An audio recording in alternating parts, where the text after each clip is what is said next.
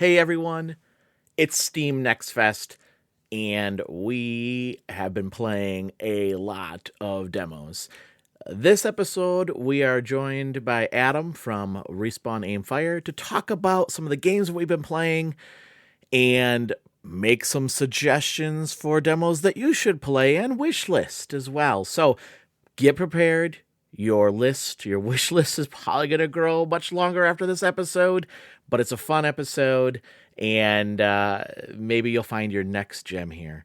Or just listen to us geek out over games that we've been playing. So sit back, relax, and enjoy this episode. This episode of the Gamerheads podcast is brought to you by Seven Bridges Premium Gourmet Yum Yum Sauce.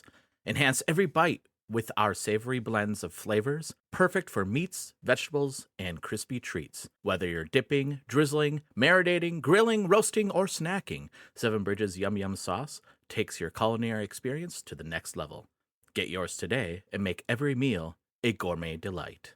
Hi, I'm Celia Schilling from Yacht Club Games. Hey, this is James from Megacat Studios. Hey folks, this is Matt, aka Stormageddon from Reignite and the Fun and Games podcast. This is Stephanie from the Boss Rush podcast and the Boss Rush Network. Hey, this is Mark and Keon from Bunte Avond. Hey, this is Sebastian with the ProNerdReport.com and the Single Player Experience podcast. Hi, this is Chris. Mike. And Garrett from Daylight Basement Studio. Hey, this is Baron J67 from Level 1 Gaming. Hi, I'm Jacob McCourt from the Left Behind Game Club, Crossplay Conversations, and Video Game Trivia. Hey, this is Todd Mitchell from Code Right Play. Salutations, this is Mike Carroll from Stroll Art. Hey, this is Jeff Moonen from Fun and Games Podcast. What's good, y'all? This is Adam from Respawn Aimfire. Hey, this is Patrick from the Backlog Odyssey. Hey, this is Rune from Runic Codes. Hi, this is Andrew from Spalato Bros. Hi everyone, Jill Grote here from the Indie Informer. Hello, this is the Crypt Master, and you're listening to Roger You're listening to Roger on the Gamerheads podcast. And welcome to another episode of the Gamerheads podcast. My name is Roger. Along with me are my co-hosts and good friends. We have Trina. Hi. Welcome to the show, Trina. Zeb. Hello. Welcome to the show, Zeb. Jake. Hello. Welcome to the show. And then we have a special guest, Adam. I think this is your second time on the show, Adam, right? Yeah, from Respawn Aimfire. Welcome to the show, Adam. Hey, Roger, what's going on? You have to drink this early to be on the show? Is that what you're saying over there? You don't know what I'm drinking. Could be a kombucha, could be a hard seltzer, could be a bourbon in a can. Who knows? I'm gonna guess if you're on this show, probably bourbon in a can. So that'll probably be later tonight. But yes, Roger, thanks for having me on. This is my second time. I think it's just second. Yeah. That sounds right. Yeah.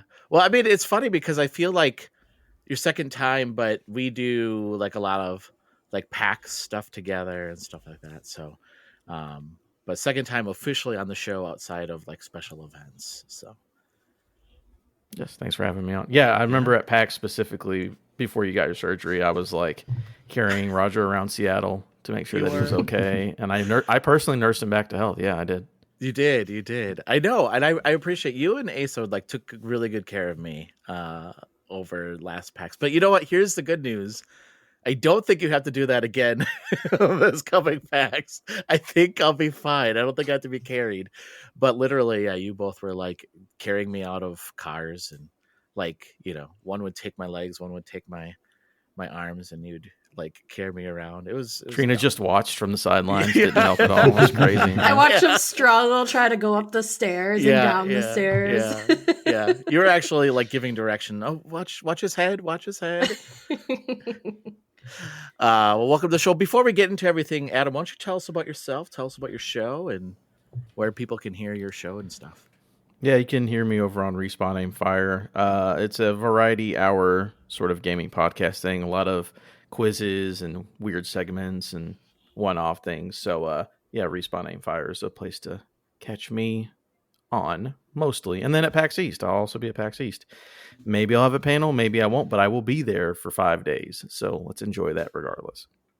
Oh, did you submit for a panel? Yeah, I just submitted. I haven't heard. I mean, they said we wouldn't hear anything until early March, and it's March 2nd. So yeah. I'm just waiting.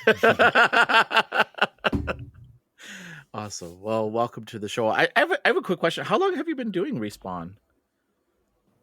So the funny thing is, I haven't been there the whole time. But the other day, Chad was like, "Oh, 8-year anniversary for the podcast," and I'm like, "Well, I haven't been here for 8 years, but I think maybe 2020, 2021." Somewhere in there, I think maybe. So it's been way longer. I don't keep track. But like, I feel like you're like one of the main hosts. Yeah, no, I've been on there for a long time. You opened the show, like wow. Mm-hmm. But you weren't there to begin with. No. About halfway through, I came in, and then I've been there since. Yeah. Wow. Well, I mean, it just sounds so natural. Like it seems like you've been there thank forever. you. There's a lot. I mean, it is a lot of practice. It's a lot of hours, so it still counts. I know what that's like. Well, welcome to the show, and welcome everybody for giving us a listen. Welcome our patrons. Adam is one of our patrons. Thank you, Adam. Thank you, Sarah. Thank you, Jill. Thank you, Matt. Thank you so much for supporting the Gamerheads podcast. And listener, if you want to support us, you can as well for as low as $3 a month. You can support the Gamerheads podcast. Just go to patreon.com/Gamerheads podcast and give us the support. So let's talk about Steam Next Fest. That's why we're here today. I wanted to get us all together, talk about some of the games that we're playing. That's the whole episode. This is going to be the Steam Next Fest. So this is going to be a really, like I said before recording, a real loose show, just talking about games we're playing, what our impressions are, what we have enjoyed, anything that maybe you're like, maybe not give this one. I don't know. We'll see. I don't know. Maybe there's some games you really like. Maybe there's some that you didn't tickle your fancy, but we'll talk about it. Adam, since you are a guest, I'll let you go first. What games have you been playing? Let's start with just like one game. I'll just kind of like go around and no problem. I'm trying to figure out what is a fun one to start with, because I know there's some heavy hitters that everyone has been into. I think I'll leave those. My first one I'll talk about. The King is Watching. Have you all checked this one out? The one with the big red king is on the thing. Yeah. So the King of Watching is sort of like a top-down strategy, like base building kind of a game where you have this grid. It's like inside these castle walls where it's like you can put down water, you can put down wheat, you can put down a tree, and it is sort of like the resource management of an RTS inside of the castle. And then on the outside, like you'll get waves of enemies who will attack you. And you're just, constantly just building up the army, replacing the tiles, and, defending your castle and everything. But the interesting thing is that you have like a little cone of vision. It starts out as like a little 3-piece kind of a whatever goes bigger.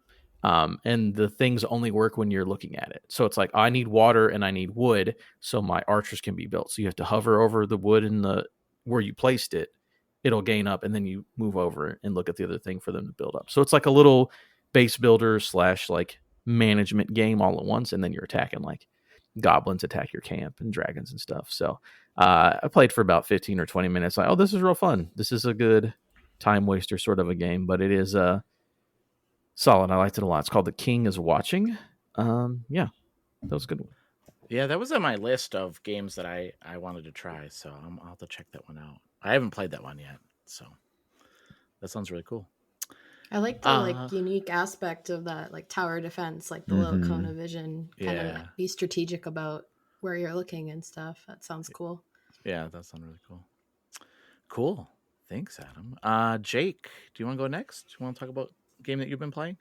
Sure. I actually just picked this up this morning, but I heard a lot about it. And it's called Haste Broken Worlds. It's a really cool runner game. You're basically this girl who you're just trying to run through areas, and you use the momentum of hills and stuff like that to kind of go up into the air, and then you press a button and you kind of like fall. You can fall downwards really quickly, so you kind of have to time it to go up a hill and then kind of go down the hill very quickly, and it will increase your like speed and stuff like that. And It's kind of got some roguelike aspects to it because you're picking up like buffs and stuff like that help you out throughout the game. And I had a lot of fun with that. It's kind of like what I think Sonic should be. It's just a very fast paced. The music is really, really fun and stuff like that too. And I had a lot of fun with it. So actually, when you were describing it, I thought Sonic. Like that was my first thought that went in my head. Yeah. If you stop running or stop moving, does the game end? Do you have to continuously move? So the whole point of the game is that these worlds that you're in are kind of breaking down behind you while you're running. So you're and you're going up a tree. Like there's like different levels of it, and so you go in and you're trying to get to a portal at the end, and you're trying to pick up these like shards while you're doing it. And so sometimes like there is kind of like a wall that's like catching up to you. So sometimes it's like really, really fast, and like you have to go incredibly fast to like get out in time. But then sometimes it's like not as fast, and you can you're still running, like you're still going like 100 miles per hour. And so there's a little speed tick up at the top and stuff of how fast you're going. And so you're trying to, your lands, you're trying to get like perfects and stuff like that when you're going down and stuff like that. It was really fun. Cool. I'm assuming, is this 2D? I'm assuming side-scrolling 2D? No, it's 3D. It's really? It's full 3D. Yeah. So, definitely pick it up. Just for the demo. I probably spent maybe like half an hour on it as well. For sure. Cool. Check it out. Cool. That's called Haste, is that right? Haste, Broken Worlds. Yeah. Okay. Yeah. It is 3D Sonic roguelike, made by the people who did Totally Accurate Battle Simulator and Cluster Truck. Really? So it feels exactly like running a Cluster Truck. But it's 3D Sonic. It's very good. Yeah. It's funny story about Cluster Truck is that is one of the first games that I played during the Gamerheads podcast.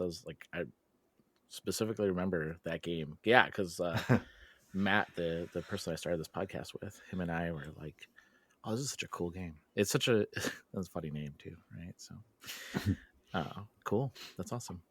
Trina, I'll let you go next. Tell us a game you've been playing. Yeah.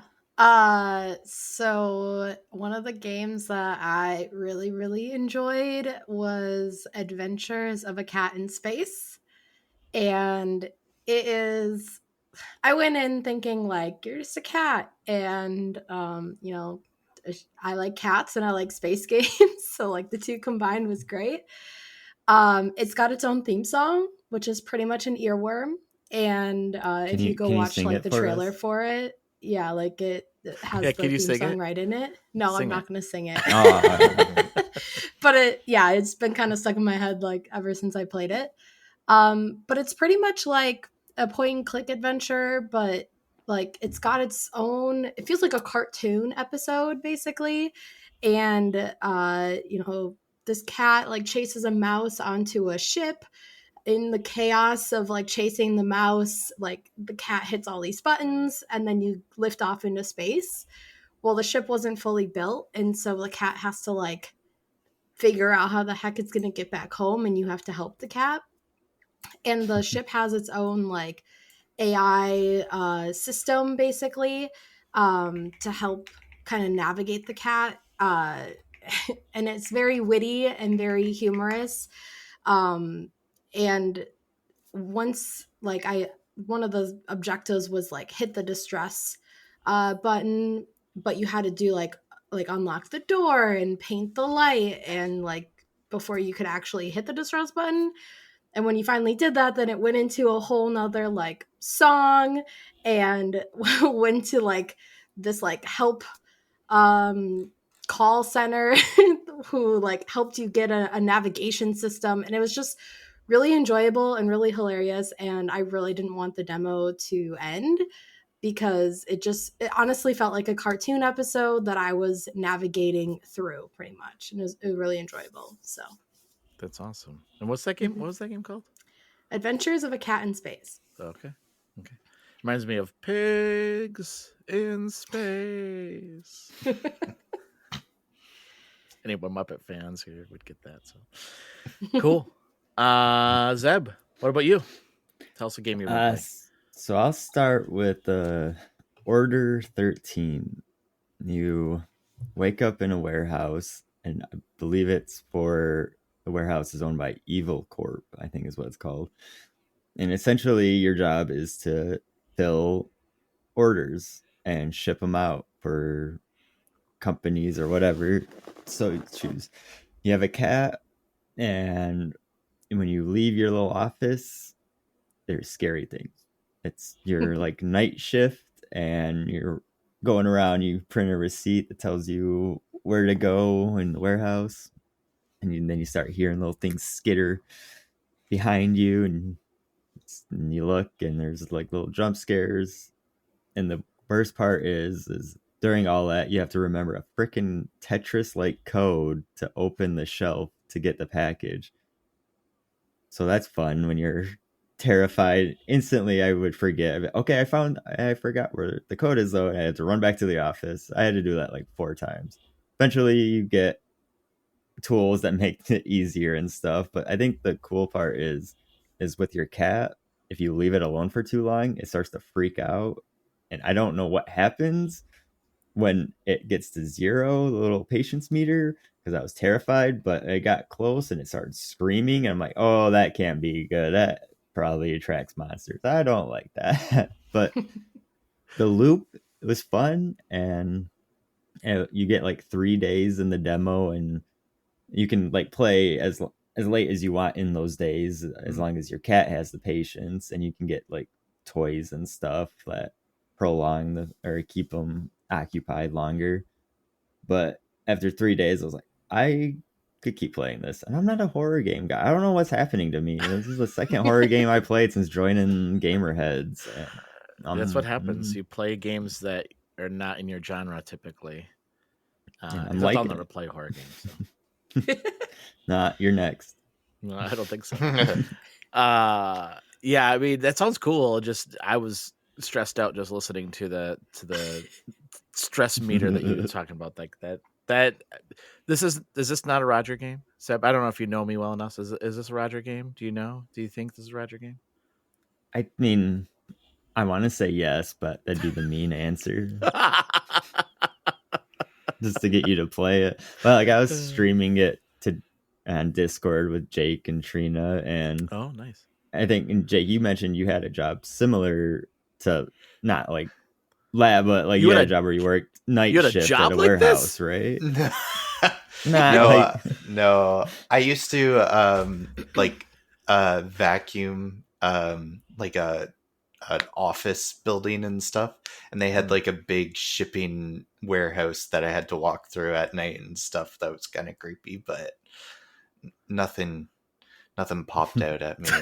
But I just imagine that this game was created by someone with that experience, and they were just like, what if I put the monsters I keep seeing in the dark in a video game? And it worked. It seemed like Nightmare Amazon fulfillment center kind of thing. That's exactly what it was. that I mean, that job sounds like a nightmare. So yeah, exactly. especially during like Black Friday. I bet sure that's a lot of fun. Yeah, you're the only one doing it. Yeah, you're the only one. Cool. What was that game called again, Seb? What was the name of that? Order 13. Order 13. For me, the first game I'll talk about is a game that I just streamed, and Adam, I think you played this game too. Creepy Redneck Dinosaur Mansion 3. Not 1, not 2, but 3. It's quite the name. Yeah, it's quite the name. It's from Strange Scaffold, so like they do a lot of really fun things there over there.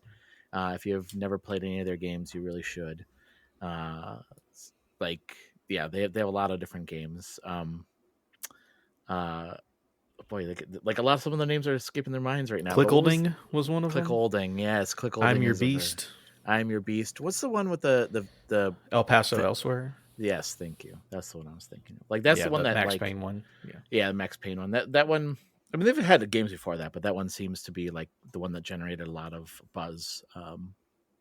And then, so this one is a match 3 game, and you are a agent that's sent into this mansion to break down this guy who is a mad scientist.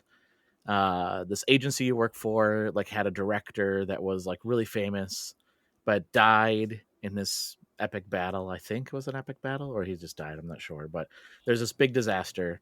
And as you go through this mansion, there's dinosaurs. So you have to fight the dinosaurs, but fighting them is with match 3.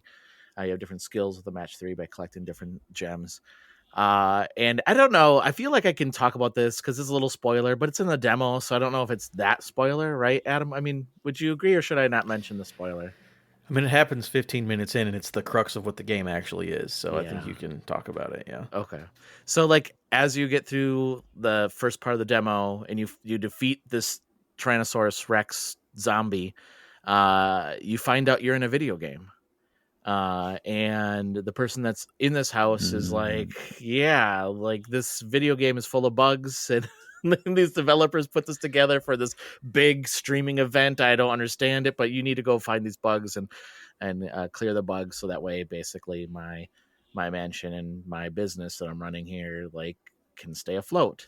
And your character has like this crisis, this existential crisis of like, I thought I was real, but I'm not real. Like, it's really an interesting game.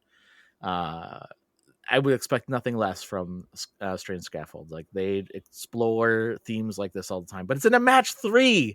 That's the best part. It's like a match 3 game. It's such a cool concept. So yeah, that's the being in the video game part is cool because you start out like you go through a track.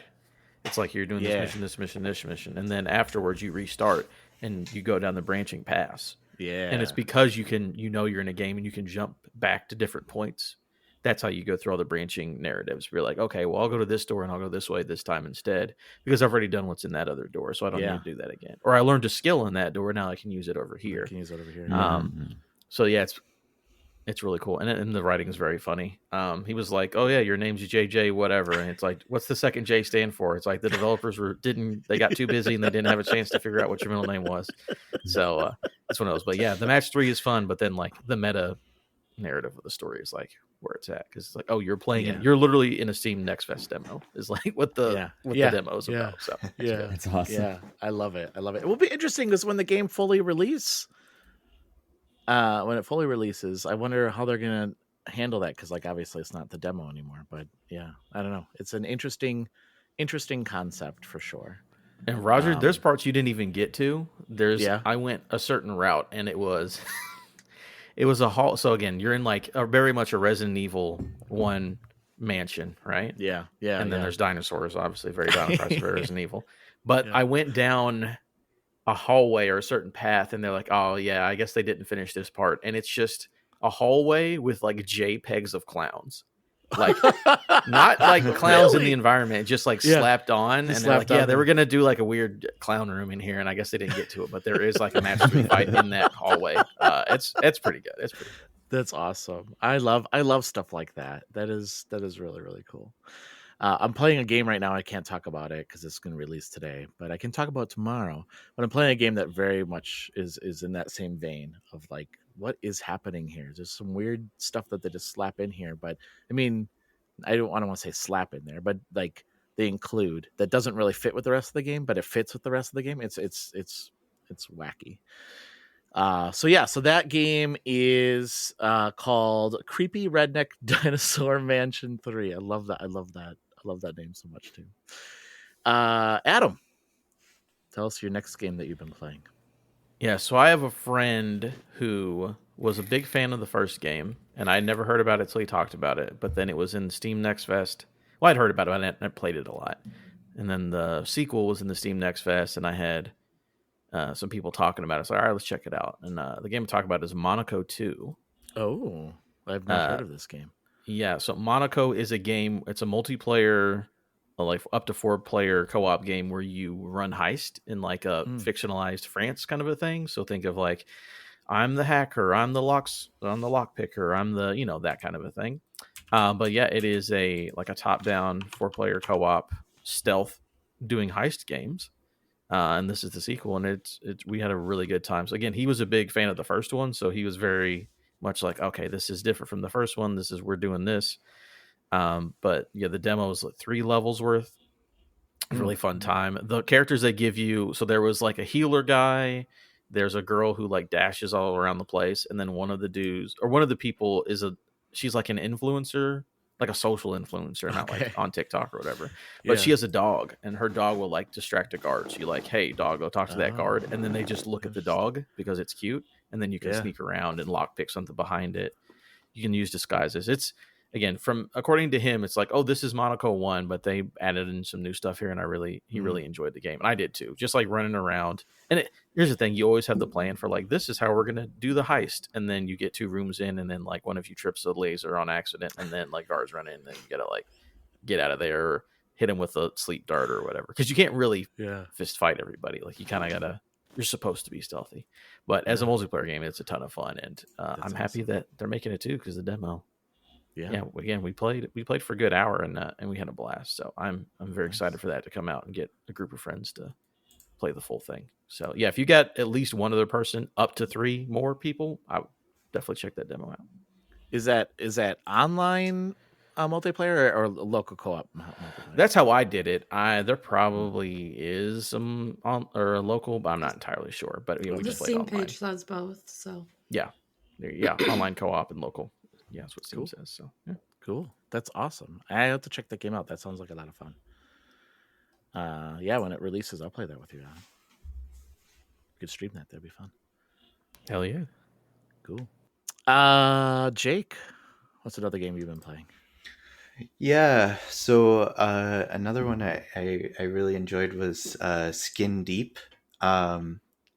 It's basically a sneaking first-person shooter type game where you're in a spaceship that's basically a sandbox of a spaceship, and the whole point is you're basically an asset to this this space corporation, and they unthaw you when they need help.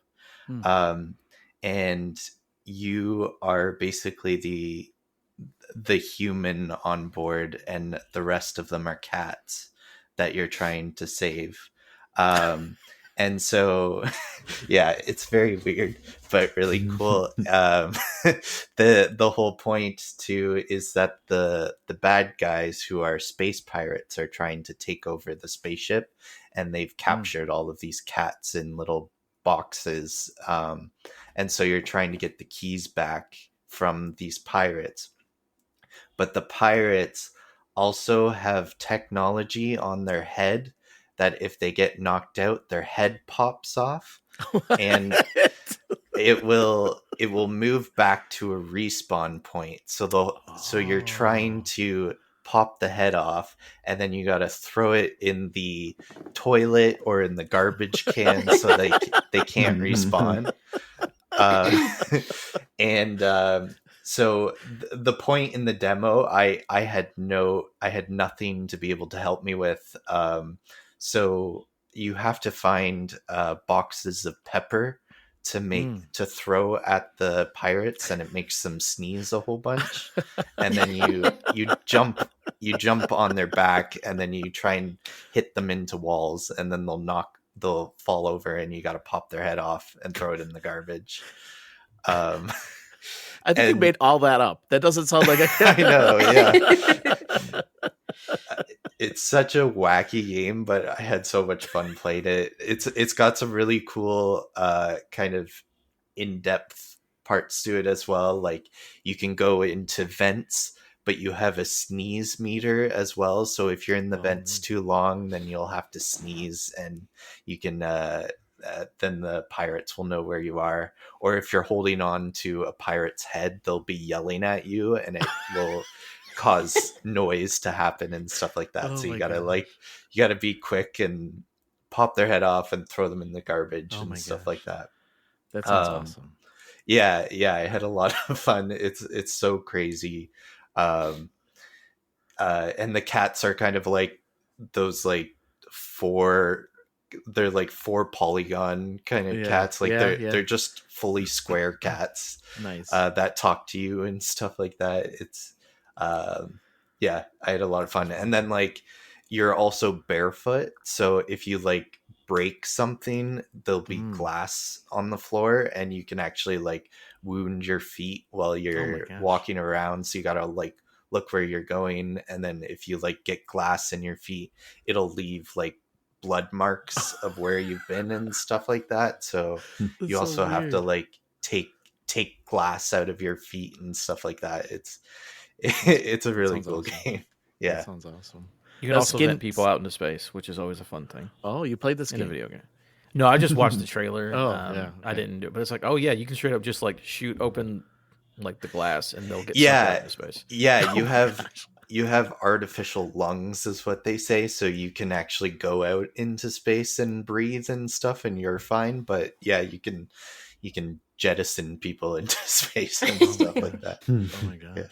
That's awesome. That's Skin Deep. Is that what this game is called? Skin Deep, yeah. Okay. I'll have to check this game out. Yeah. Oh my gosh, my wish list is gonna be so long after this episode. It's gonna be crazy. Cool. Thanks, Jake. Trina, tell us the next game. I'm sensing a theme with some of our games. Lots of cats involved. Yeah. My next one that I played does not have a cat, so definitely switching things up a little bit. It is called Chroma Gun 2 Die Hard, and like die is like DYE, like color, and it is very similar in the terms of like think like Portal, except for instead of like you jumping through portals, you're trying to solve puzzles with your color gun, basically. I forget what they called it in the demo. Chroma gun, I guess is what they call it. But it shoots when you first start out, it's just one color, and then some weird things start to happen, and there's like weird multiverse kind of area where like there's just things like falling from the sky into another portal, and you then pick up a different chroma gun with different colors. And what's really cool is to solve the puzzles, you kind of have to think in like primary colors. So obviously like blue and yellow make green. And like you have to like solve the puzzles in different ways. So there's these little like robot things where you if you shoot it with a certain color and then shoot the wall with that color, like where the panel is, it will move towards that panel. And then you have to like think strategically. Like sometimes there's little spots on the ground where like it will open up a door, and you will have to get that little robot to be on that spot.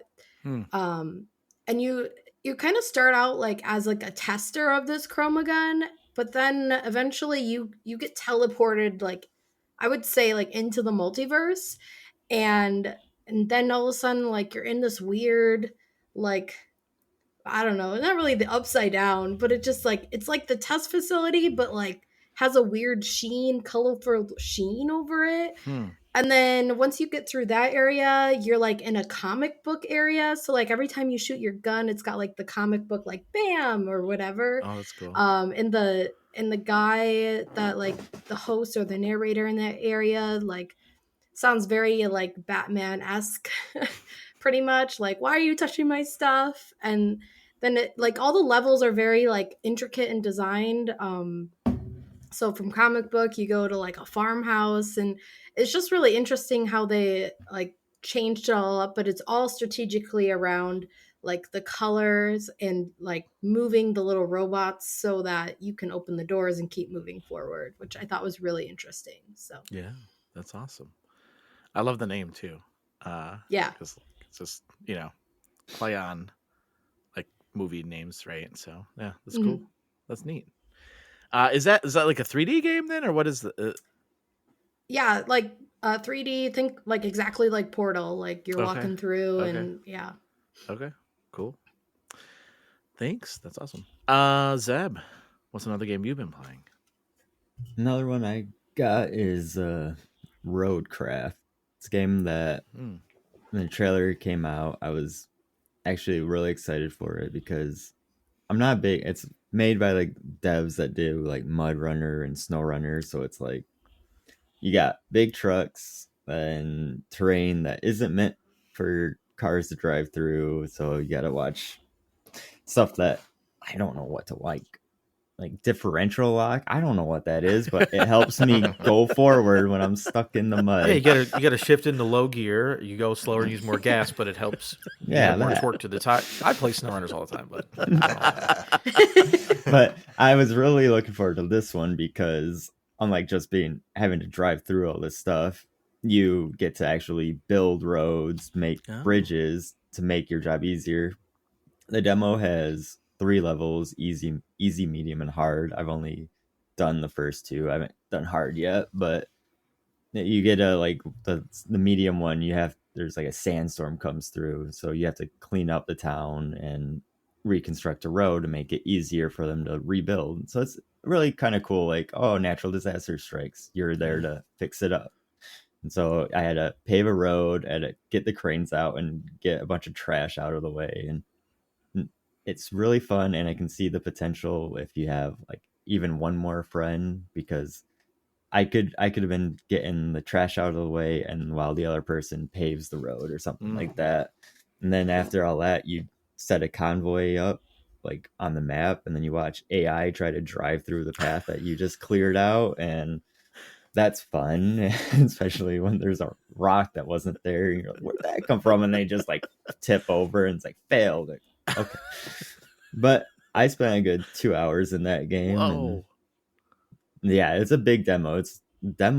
Like file size is like 56 gigs or something. Holy the game cow. looks super pretty. It's wow, a very pretty game, and yeah, very big in terms of what you can do in the demo. And like I said, I haven't even done the 3rd level yet, the hard level, so looking forward to that. Yeah. What's that one? What's it called again? Roadcraft. Okay. All right. Cool. For me, my next game that I'll talk about here is another one that I streamed this morning. And what I say this morning is, though, like, oh yeah, I know, because like we wouldn't know I streamed this morning. It's called Is This Seat Taken? So it's like a puzzle game where you have to move people into different seats into a bus. So it's like you grab them with your mouse and just plop them into the bus or into movie theaters or into taxis. And it's a top-down type game, except instead of like people, they're like little shapes, but they all have personalities. And each character has like different desires. And there's a story going on in there too. There's a story about this person that wrote a movie and it's been made into a film, and his friend is really like happy for them, but also like sad because they're an actor or an actress and they want to be in this movie or want to be in a movie. And anyway, so you get a little bit of a story going on there too, but then they have desires like, oh, I want to sit next to my friend, but I don't want to sit next to somebody that's stinky. And there are people that don't shower. So you have to like make sure that they're not near people that don't like stinky people. There are people like in a movie theater that want to steal popcorn. So you have to put them next to people that steal popcorn. But then there might be somebody who's like, I don't want to sit next to kids. And maybe the kid is the person that wants to steal popcorn. So like you have to like think through all this stuff. And the first couple levels are super easy. But then later on, as it gets more and more complicated, like for instance, there's like a situation where a bus pulls up and you have to put the people in the bus, and then the next stop, some people get off the bus, but not everybody does. And then you have to think about like, well, how are you going to arrange these people now with this new group that are coming in here and what their desires are. So it's a really cool game. I like the art. It's a very simplistic style, but it's like well done. And each of those shapes have just, personality. And it's not voice acted, but it does like the little like bleeps and blurps of like when like Animal Crossing kind of talking, right? Like bloop bloop bloop bloop bloop. Yeah. Is this seat taken? I played, I don't know, probably about 15 minutes of it or so, and I really enjoyed what I got to play. And there was more of the demo yet, so I'll probably go back and play some more of it. But certainly something that I'm going to put on my wish list because this is right up my alley. It's a cool, like, kind of chill game and a puzzle game, and it's a neat game. Yeah, I saw that one. It looked really cool. I was really interested in it. So, yeah, that one just popped up, and I was like, oh, this looks interesting. I'm really glad I gave it a shot. So, let's do just a couple more. Since we're getting close to being at time here, Adam, what's another game you'd like to talk about? The next game I'm bringing up is the biggest game of Steam Next Fest. It's the most exciting one. Put it in your headline. No, it is very cool though. We've talked about them already. Strange Scaffold had 2 demos. In the Steam Next Fest. The second one that I know of, there could be 7 with that guy, with that crew. I don't know what they're doing. But Teenage Mutant Ninja Turtles Tactical Takedown, also from Strange Scaffold. And again, this is not a spoiler because it is in the Steam description of the game. Splinter and Shredder are dead. Help the Teenage Mutant Ninja Turtles tackle deadly new threats in the approach of adulthood in this fast-paced turn-based beat 'em up. So it is basically, think of a tactics in XCOM or whatever you want with the turtles. Karai is the new bad guy, it seems, according to the demo, the new big bad. But it is, you have the turtles, you put them there, and all the characters are like little toys, like they have the bases on the toys and everything, and you move them through the world like a grid based, and they all have their abilities, and you're using all the turtle boys to fight against the Foot Clan and the new threats. And I, as someone who, I was just looking at my Steam thing, has like 200 hours in XCOM 2. That's just on PC. That doesn't include my Xbox time. I'm a fan of tactics games.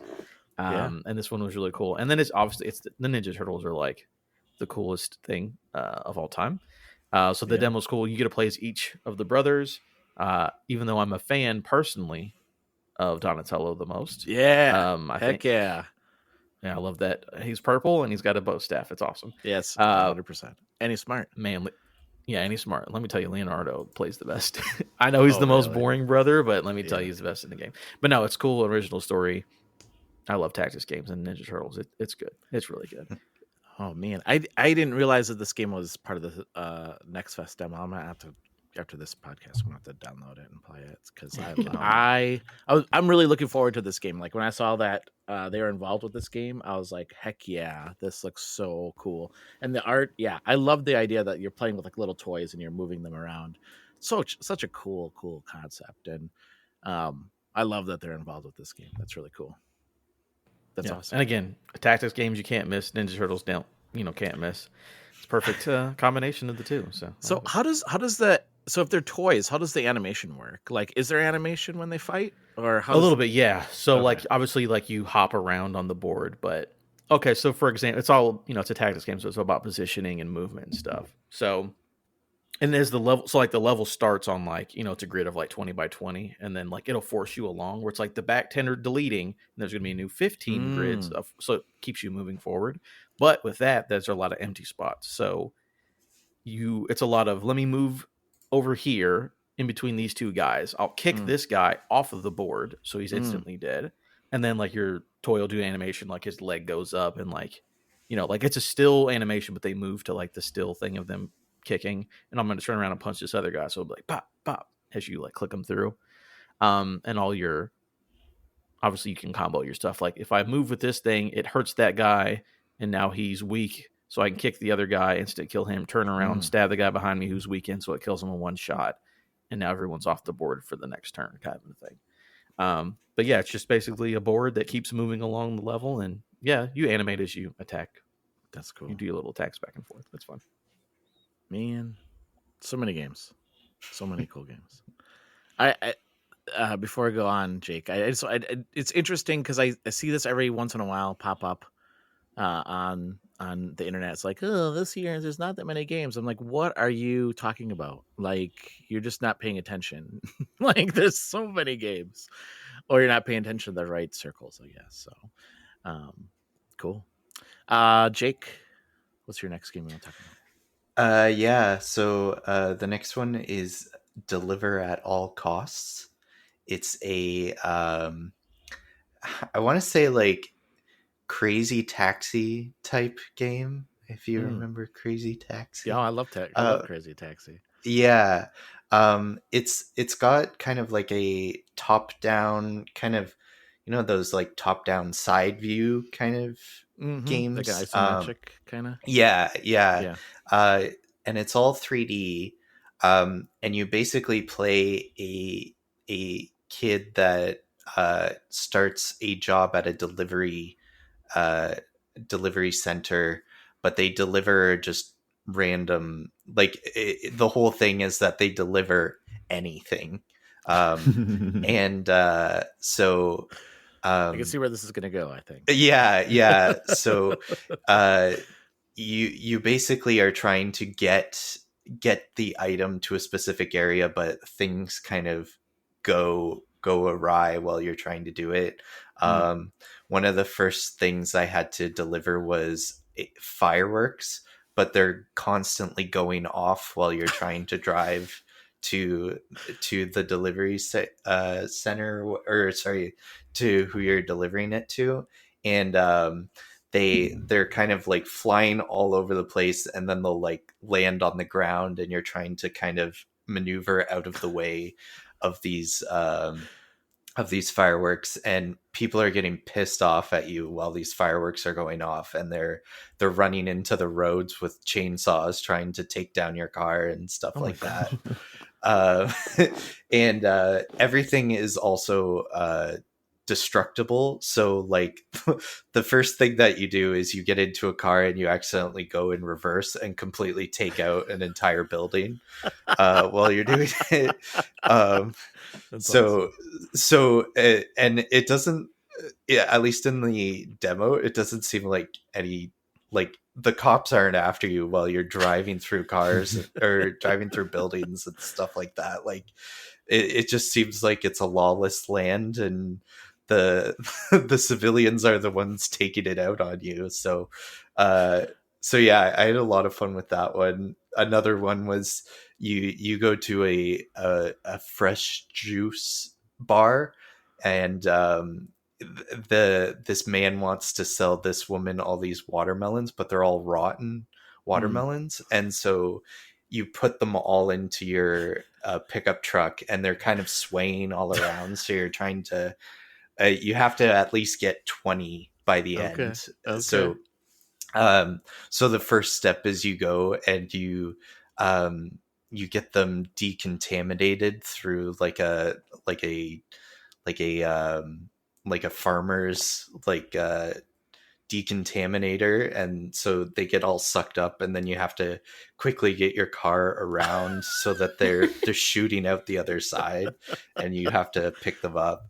And then you have to like go to a like mechanical store or something, and he has like this huge paint thing, so you have to bring them underneath the paint, and then like they paint them nice and green like they're watermelons and stuff like that. And then you have to drive them all the way back to the juice bar and then be like, see, these melons are great, take them now. And so yeah, it's such a silly game, and it's all kind of like 1950s Americana kind of setting. So, and there's kind of like a narrator narrating the story and stuff like that. Cool. And there's definitely like some interesting parts to it. It was really fun. And it was really fun just to like run around or like drive around, and you can get out of your car, and any car that's parked you can take. So like you're basically like it's almost like Grand Theft Auto in a way as well. So yeah. Oh wow, that's awesome. Yeah. And that's the craziest thing. Oh, go ahead. As we're talking, I'm looking up all these games. Obviously, yeah. That game was published by Konami. Yeah, really? Yeah, it is a Konami game. Yeah, that's crazy. Yeah. Oh well, I mean, no, I was gonna say Crazy Taxi. Crazy Taxi's not Konami though? Sega. Yeah. Wow, that's crazy. That's crazy. That's Deliver at All Costs. Is that what the name of the game? Deliver at All Costs. Yeah. Okay. Yeah. Okay. So I was gonna say, what has Konami done recently besides apparently Metal publish Gear this game? year. Yeah, Solid Snake. That's true. Or Snake Eater. Yeah. Cool. I think this is just like, I think they're just the publisher maybe, because it's like another. Yeah. But still, like, yeah, haven't heard from them in quite some time. Although True. I guess the collections, but still, I don't know if that's really counts. But cool. I'll have to check that game out. Yeah, definitely do. Oh my gosh, all these games. Trina, what's next on your list? Out and About.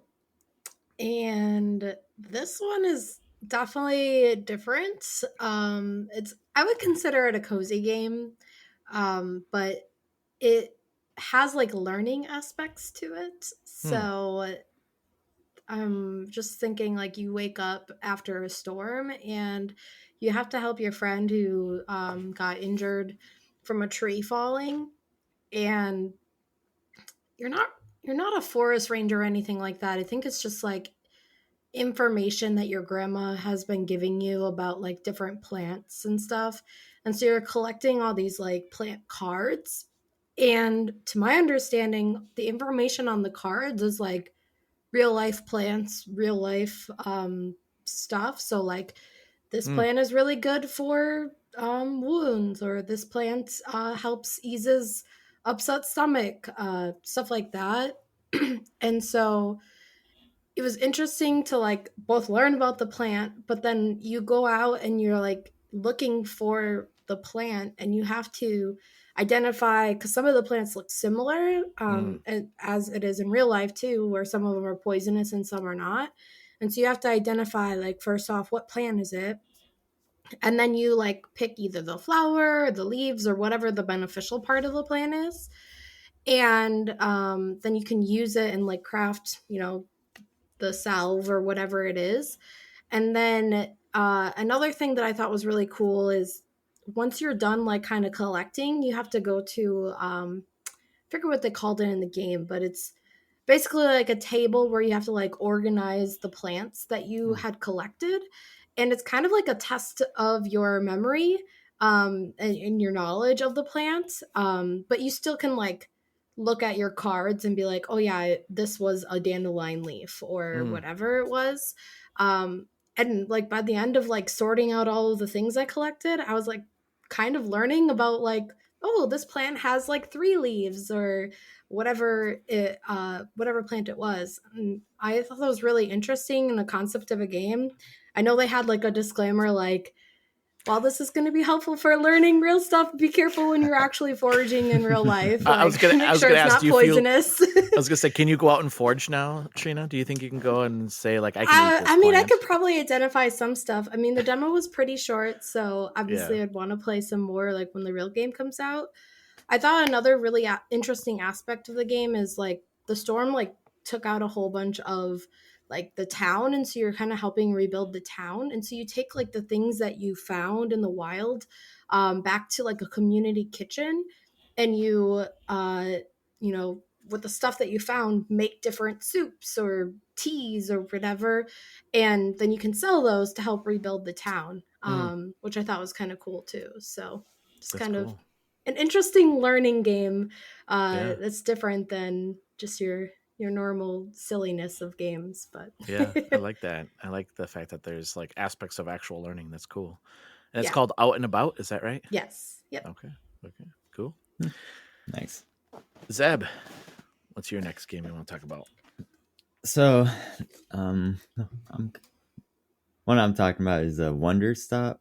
It's one that Jill last episode recommended, and her description made me really want to try it out. And yeah, it's a great game. I mean, I know it's like one of the more popular ones right now during the Next Fest, but I was just like when it ended, I was like, no, I need more. Like, I know it's coming out like in about a week and a half the time of this recording, and it's still not soon enough. The game was great. Like, if you're, and I think everyone can relate to just like at some point in your life being like, is what I'm doing right now what I'm supposed to be doing? And yeah, and your character in this game is being very stubborn and believing no, what she wanted to do from the beginning is what she will do. And obviously you're like, well, that's not gonna work out. But her sense of discovery, which like just the minute you get to play in the demo was already like, holy crap. And then the little trailer they play right there just to say, hey, this is what's coming. I was like, I might cry. Like it was a really beautiful, and the gameplay itself, making the tea just seems it's super simple. Yeah. And I love that. It's just like, hey, just relax. There's literally a game telling you to relax in real life, I feel like. And definitely something that probably a lot of people need to hear right now. Yeah. Do you one thing that I didn't realize, this is a 3D game, right? Yeah. It's like a third person 3D game. Yeah. I mean, I didn't know much about this game until Jill talked about it on the last episode. And then when I looked it up, I was like, oh, this is a 3D game. That I was not expecting. So that's interesting. And the tea machine is so fun. Yeah. Just yeah. you get a ladder and you get to like spin around it and everything.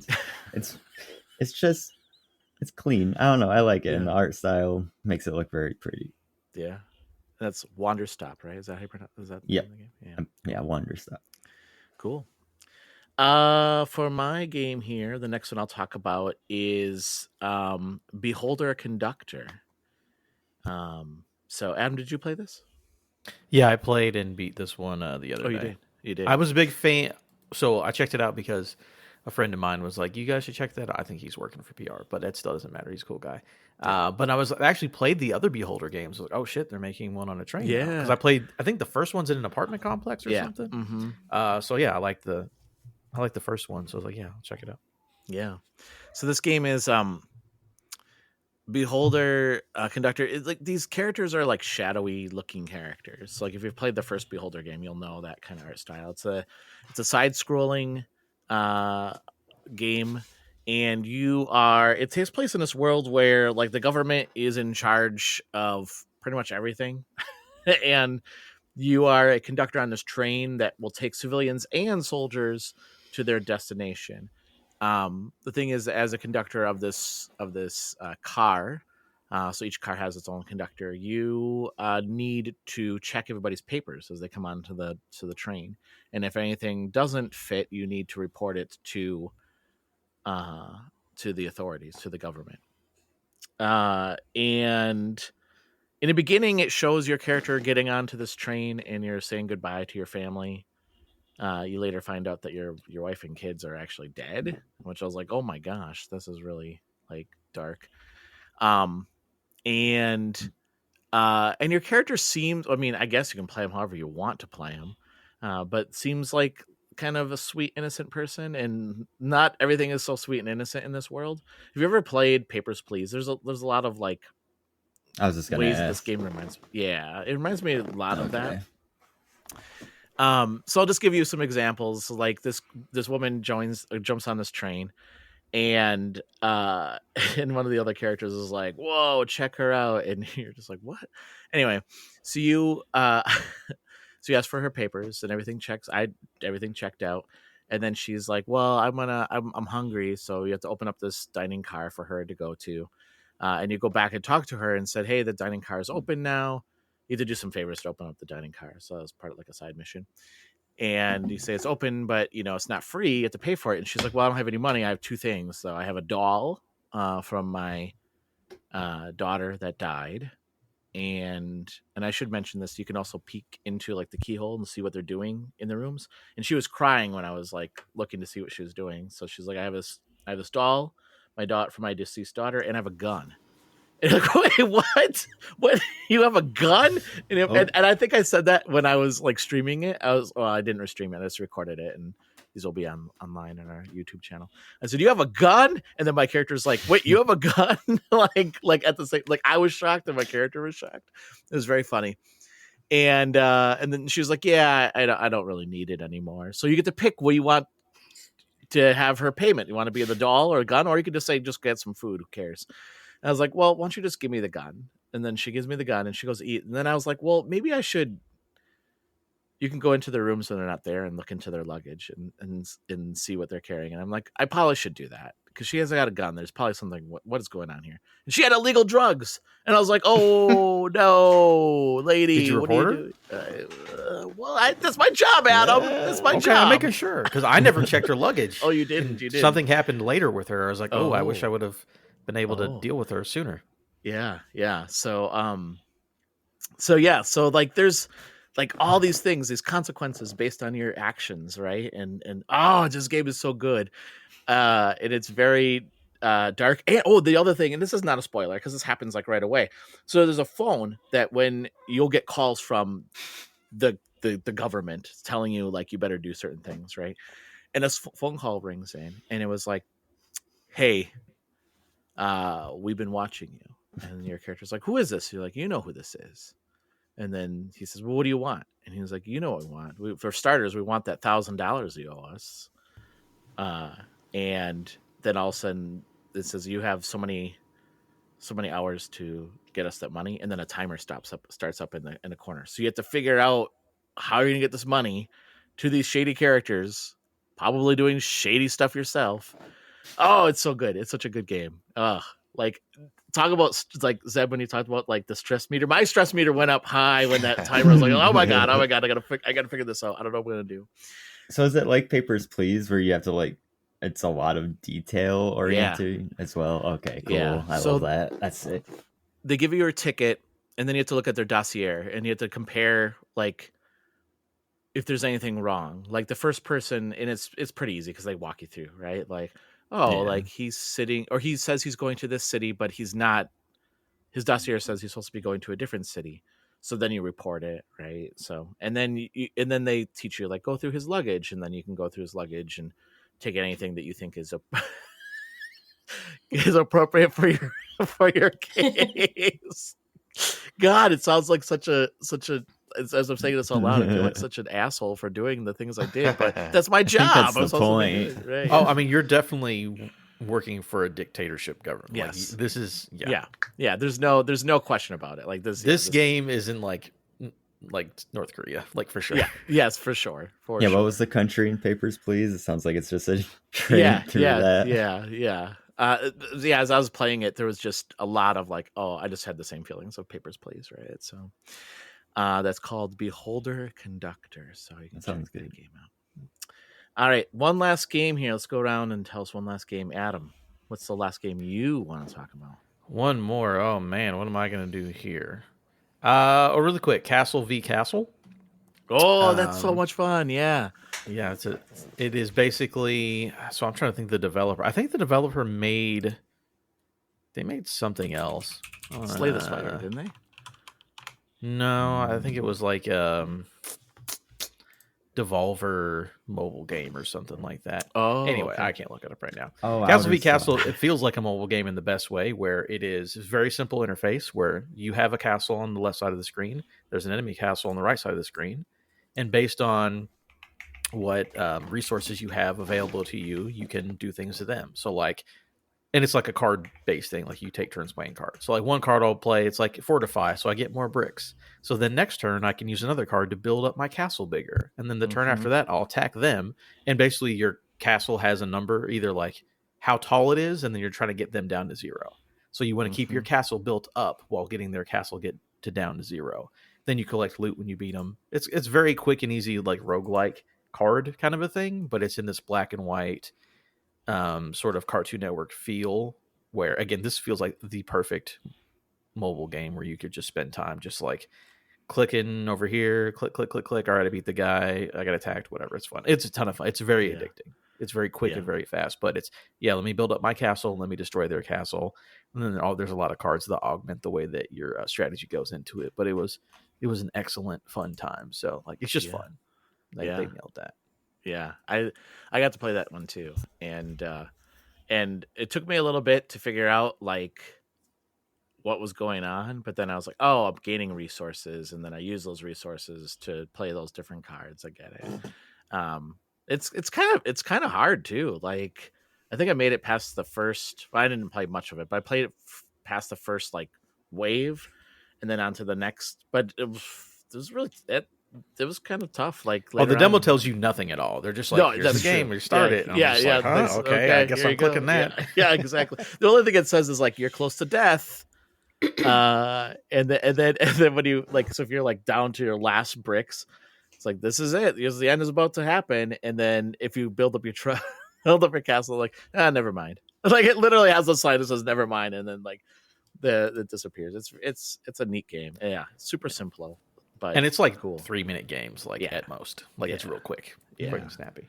Yeah. Cool. Yeah. Castle v Castle is the name of that one, right? Yeah. Cool. Good pick. Jake, what's your last game you want to talk about? Yeah. So the last one is Dino Path Trail. Okay. It's a I want to say like a survival roguelike in a way.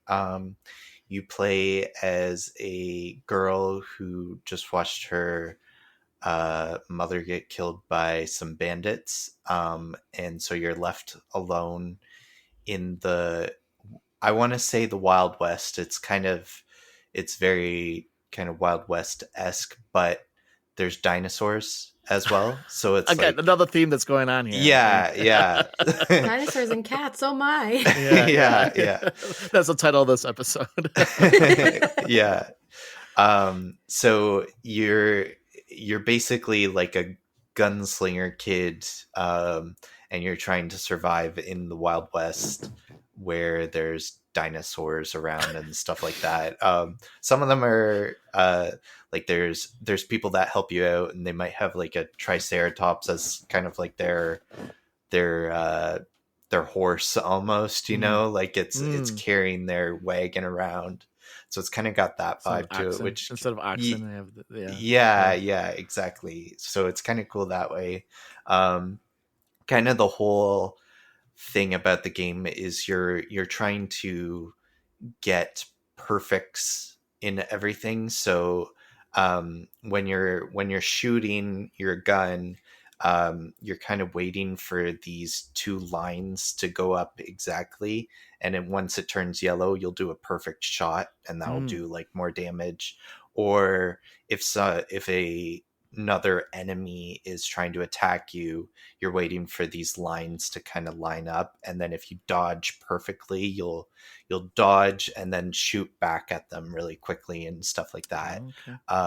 But then it also kind of works towards gathering and stuff like that. So like when you're trying to cut down trees, there's like a little like tick that you're trying to hit exactly to get it perfect, and then you'll get more resources and stuff like that. So then you're basically, it's kind of in a survival sense, like you're crafting like an axe and a pickaxe and all that kind of stuff to get more items. And then it seems like you're kind of you have like a base of operations, or like your base camp, but then you go out and then you're kind of going up a tree, in a sense, like going into different areas and then trying to get out of that area to get to the next one, and stuff like that. And then like also, if you survive a long amount of time, you have a wanted level connected to you, and it'll say like how much you're worth as you're wanted. And so at night, people will try and take you out and stuff like that. So and then if you kill those guys, then your wanted level goes up higher, and then you're facing like harder enemies and stuff like that. Yeah, it's pretty cool. What is this, like isometric? Like what is this? What is it? Yeah. I would say it's like isometric view and stuff like that, but it's kind of like a more simplistic kind of art style. It's very colorful, which is really nice. Some of the dinosaurs look really, really cool and colorful and stuff like that. But yeah, Yeah, it's really What, neat. what is this game called again? It's called Dino Path Trail. Dino Path Trail. Okay. Yeah, All right. yeah. Again, another game I have to add on my list. Okay. Yeah. Cool. Thanks, Jake. Trina, what's your final game you want to talk about? Yeah. I think my other theme today is robots. So this last one is called AI Confidential. And Okay. it is a 3D game, and it's set in the future. You are a like repair tech basically for robots. And your first job that you go to, the um the owner of the robot has gone off to vacation, and this robot in particular is basically like the pet sitter. And he's had this pet sitter robot for many years. And through kind of talking with the robot, like the main thing that you are there to fix is like he has one hand, and then the other hand is like a nanny cam basically. And for some reason that nanny cam had broken, and so you're trying to like uncover why the nanny cam broke. But there's also like other weird things that have happened in the house while the owner is away. Like a vase from outside is inside and like broken, and there's dirt everywhere. Or there's also like spaghetti sauce like all over the kitchen, like someone was trying to cook. And so the robot's like acting like super suspicious, and you're trying to really kind of uncover like As why robots he's do, by the acting weird. And through all of this, you kind of uncover that the robot like has started to gain like feelings of grief. And you're kind of helping him through that. And like figuring out like why did he pull this vase in from outside, or why was he trying to be helpful outside of his normal job duties, which I thought was kind of an interesting concept. And so not only do you kind of help the robot with his broken nanny cam, but you're kind of helping him with his feelings of grief. And so I thought it was kind of a really interesting concept of the game. And I'm excited to see like is it gonna be like you're just going to a bunch of different job sites and uncovering different things within the house. I will say there was like other robots in the house too. Like there was like a coffee maker robot that kind of like talked to you, and then of course like the whole house AI that was very witty and did not take any sass. And if you picked the wrong answer, she was not going to let you into that bedroom without kind of navigating around her thought process there. So it was just a very interesting concept of a game, and I'm definitely interested to see what else they're going to come up with for that. So Yeah. What was the game called again? AI Confidential. AI Confidential. Okay. All right. Another one that I need to add to my list. Jeez. Thanks, Trina. Zeb, what's your final game you want to talk about?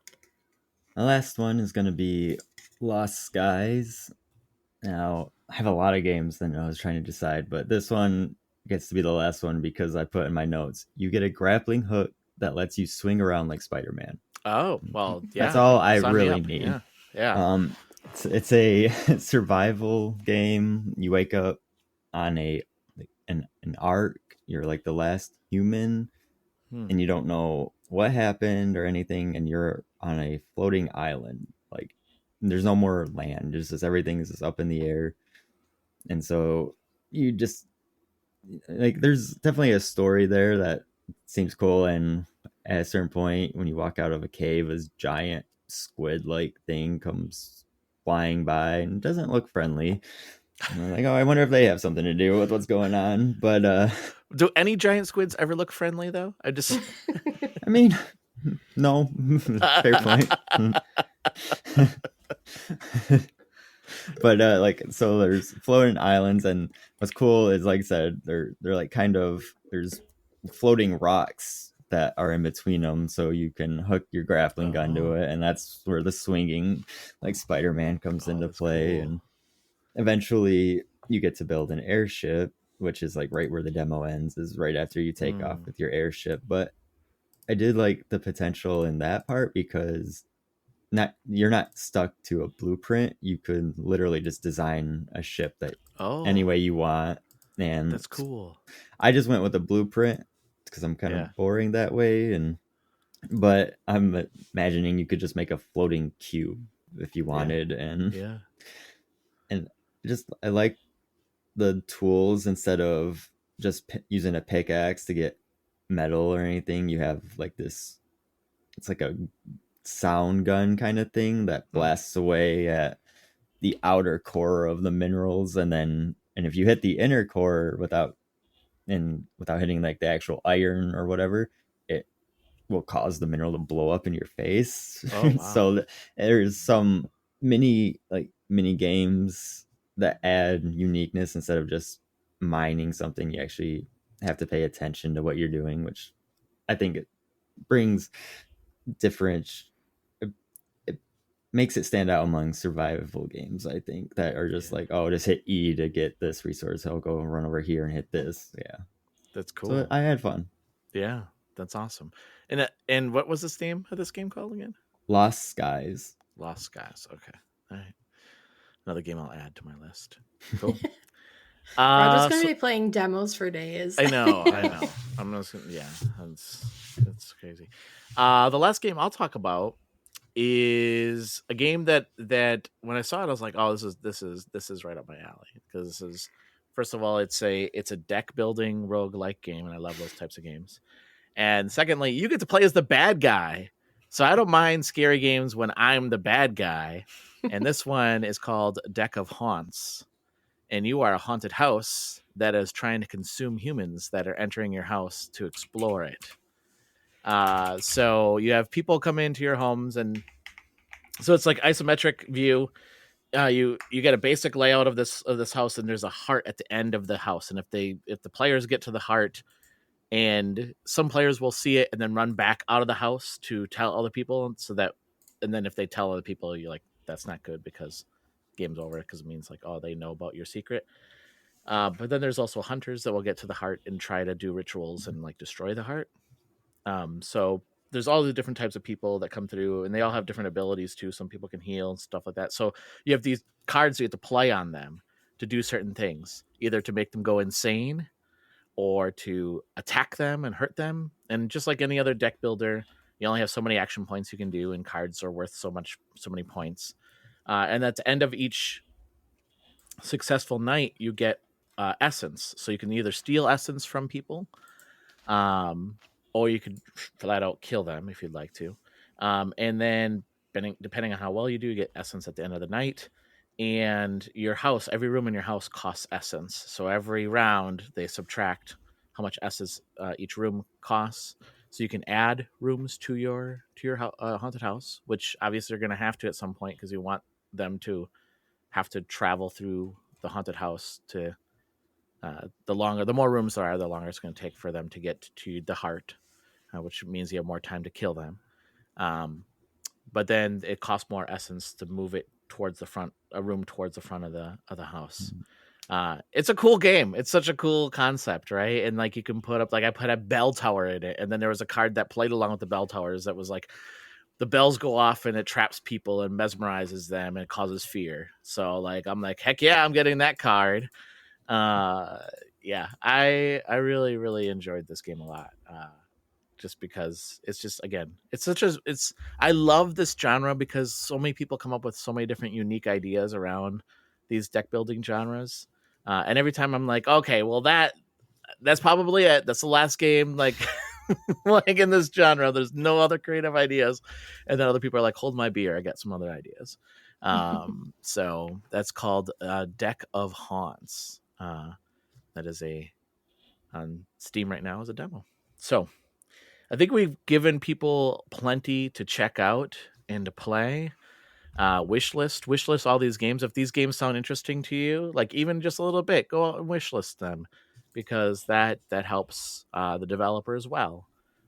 So check those games out.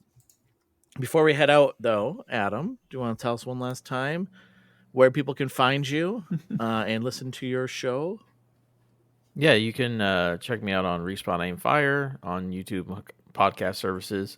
And if you want to look for me, it's Adam Gumby on all the social media places. We're having fun in the place where the skies are a certain color. So come enjoy that. That's been fun. But yeah. That's the only place I'm at right now, honestly. Yeah, I'm with you. I think the other one's buried somewhere in my somewhere deep on my phone, but I don't really open it anymore. Nice. Jake, where can people find you on social media? Yeah, I am also on Blue Sky at Clobinson, CLOBBINSON. So nice. And people can read your articles and such on Gamerheads as well. That's true. Yeah. What was that website, Roger? Where they can read the reviews? Gamerheadspodcast.com. Okay, there you go. Trina, where can people find you? You can find me pretty much anywhere. Trina Ballerina, Trina with 2 A's. I will say also ditto to I'm pretty much only on the Butterfly app at this point. But yeah, I mean, I'm on Twitch and stuff too, so you can definitely see me around. And then of course, reviews and news over at gamerheadspodcast.com. Does the second A stand for something? No, I think like way back in the day when I first started creating my username places, like Trina with 1 A was taken. And so I just did 2, and then I just kind of left it for the A stood for already taken. Yeah. Yeah, pretty much, right? I've had people say like Trina a ballerina, and I was like, I think that's clever too, but I definitely was not thinking that way. Okay. But I was just wondering, maybe you're in a video game and the developer didn't come up with the second reason for the reason for the second A. So oh yeah, it's like my middle name without no middle name. No middle name. Cool. Zeb, where can people find you? You can find me on the Sky app as well at Zbear, Zebear. And occasionally on Twitch, Mr. Zbear, same thing. And also, sometimes gamerheadspodcast.com. And listeners, you can follow us on Blue Sky at gamerheadspodcast.com. You can follow me at Rogue Leader 76 on Blue Sky as well. And you can check out our site at gamerheadspodcast.com, where you can hear this episode, other episodes, re-reviews, news, articles, what have you. Check out our site. So, Adam, thank you so much for joining us this week. It was a real pleasure having you on the show. Hope you had a good time. Yes, thanks for having me. Fun finding about these new games and hanging out with Roger, because I don't know about everyone else, but if you go to East, you have to make fun of Roger. Like, if you see Roger in person, that's just, we all do it, so you have to do it as well. I'm talking to everyone on this call. I do it on a daily, so. Everybody listening, if you see Roger... Well, Roger, you only make fun of people that you like. So okay. I was going to say, like, you were so nice to me at East, and I mean West, and that you took care of me, and now it's all of a sudden like you got to make fun of me. Like, what? Well, I'm going to do both. Oh, okay. So be prepared, is all I'm saying. Okay. Well, thanks for being on the show, Adam. I appreciate it. Jake, thank you so much for joining us this week. Thank you. Trina, thank you so much for joining us this week. Yeah, and you'll see all of us at PAX East too. Yeah, it's you pretty will. Exciting. That's right. And Zeb, thank you so much for joining us this week. Thanks for having me. And listeners, thank you so much for giving us a listen. If you like what you hear, leave us a review. That helps us grow our show and gets other people to recognize or to find our show as well. So please leave us a review. It doesn't cost you anything but time. So with that, everyone, stay safe and game on. And we'll talk to you next time. Bye.